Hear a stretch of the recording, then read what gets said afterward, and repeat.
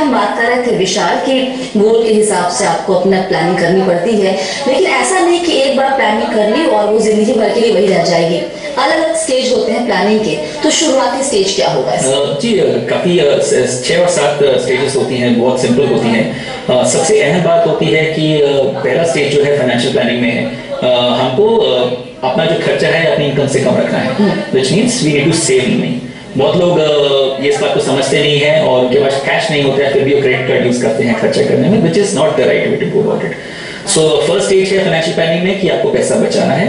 Second step very important step है कि आपको एक इमरजेंसी फंड क्रिएट करना होता है। इमरजेंसी फंड जनरली एडवाइजेबल है कि अराउंड 6 to 8 months का आपका जो मंथली खर्चा होता है हाउस होल्ड का, उतना आपके पास एक इमरजेंसी के लिए सेफ रहना चाहिए। वो पैसा आपके बैंक अकाउंट में हो सकता है, एक लिक्विड म्यूचुअल फंड में हो सकता है, या आपके घर के अंदर अलमारी के अंदर रखा हो सकता है, एज सिंपल एज दैट। तीसरा सिंपल स्टेज है कि आपको एक मेडिकल कवर लेना जरूरी है, which is also known as mediclaim. So आजकल देखिए कि हॉस्पिटलाइजेशन खर्च या डॉक्टर का खर्च इतना बढ़ गया है और हेल्थ इमरजेंसी इतनी फ्रीक्वेंटली आती हैं, तो मेडिकल इंश्योरेंस होना बहुत जरूरी है।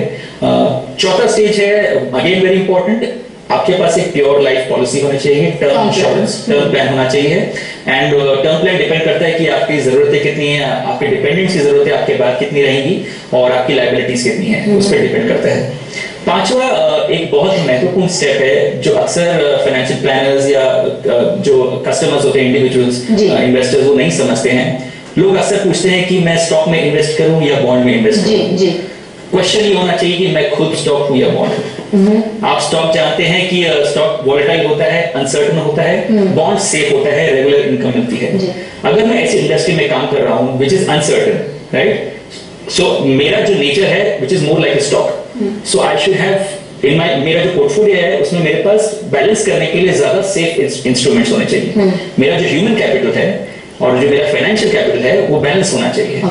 अगर मैं किसी सेफ इंडस्ट्री में हूँ, फॉर एग्जांपल मैं पॉलिटिशियन हूँ या मैं बैंकर हूँ विच इज मोर सेफ, तो which means I am a bond, और मेरे पास अगर लंबी अवधि है 25 साल 30 साल इन्वेस्ट करने के लिए, तो मेरा पोर्टफोलियो में ज्यादा स्टॉक्स या रिलेटेड इक्विटी म्यूचुअल फंड्स होने चाहिए। तो बहुत अहम क्वेश्चन है कि मैं खुद स्टॉक हूँ या बॉन्ड हूँ, उसमें डिपेंड करता है।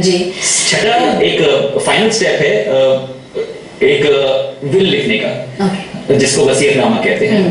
लोग कहते हैं कि मैंने अपनी वाइफ को या अपने बेटे को नॉमिनेट कर दिया अपने म्यूचुअल फंड्स में, बट बहुत अक्सर मैंने परेशानियां देखी इंडिविजुअल्स को कि जनरली फैमिली को प्रॉब्लम होती है जब डिपेंड जो अर्निंग मेंबर होता है उसकी डेथ हो जाती है, तो पैसा क्लेम करना बहुत मुश्किल होती है। और आखिरी स्टेप है अपने फाइनेंशियल प्लान को रेगुलरली रिव्यू कीजिए। तो ये 6-7 स्टेप अगर आप धीरे धीरे निभा सके तो एक प्रॉपर फाइनेंशियल प्लान अपने आप खुद क्रिएट कर सकते हैं। जब हम गोल बनाते हैं अपने प्लानिंग के तहत और हम जब उसके हिसाब से निवेश करना शुरू करते हैं, तो वो जो निवेश है वो हर गोल से जुड़ा हुआ होना चाहिए, हम ये बोलते हैं।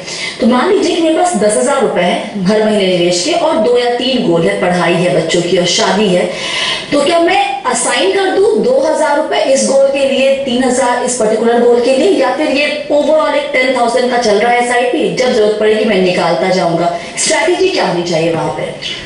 इसको हम कहते हैं गोल पोस्टिंग। इसका मतलब है कि अपने जीवन में हम ऐसे गोल्स को या अपने इन्वेस्टमेंट्स को अलग नहीं कर सकते हैं।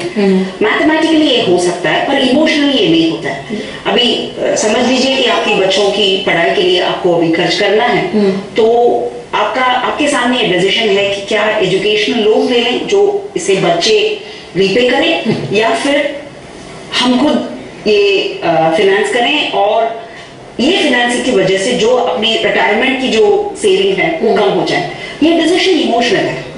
इसमें आप ये नहीं कह सकते हैं कि इतना ही हम इसमें खर्च करेंगे और ये गोल के लिए इतने पैसे रखेंगे, पर हर किसी को मालूम है कि सब चीज के लिए सबके पास पैसा नहीं होता है। आपको ये डिसीजन लेने के टाइम ये इमोशनल डिसीजन को भी फाइनेंस डिसीजन के साथ आपको लेना पड़ता है।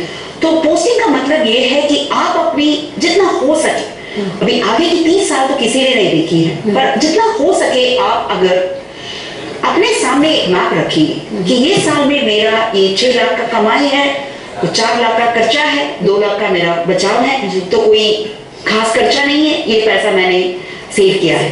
इस हिसाब से आप अगर पोस्ट करेंगे तो जो भी आपका लाइफ इंपॉर्टेंट गोल्स जो है, आपका घर अगर लेना है या बच्चों की पढ़ाई है या फिर कोई इवेंट है आपके यहाँ, तो आपके सामने एक ग्राफ के जैसा ये आपको दिखाई देगा कि आपको कुछ 15 लाख ये साल में, और इसके लिए जरूरी ये भी है कि आप बहुत रियलिस्टिक गोल बनाएं।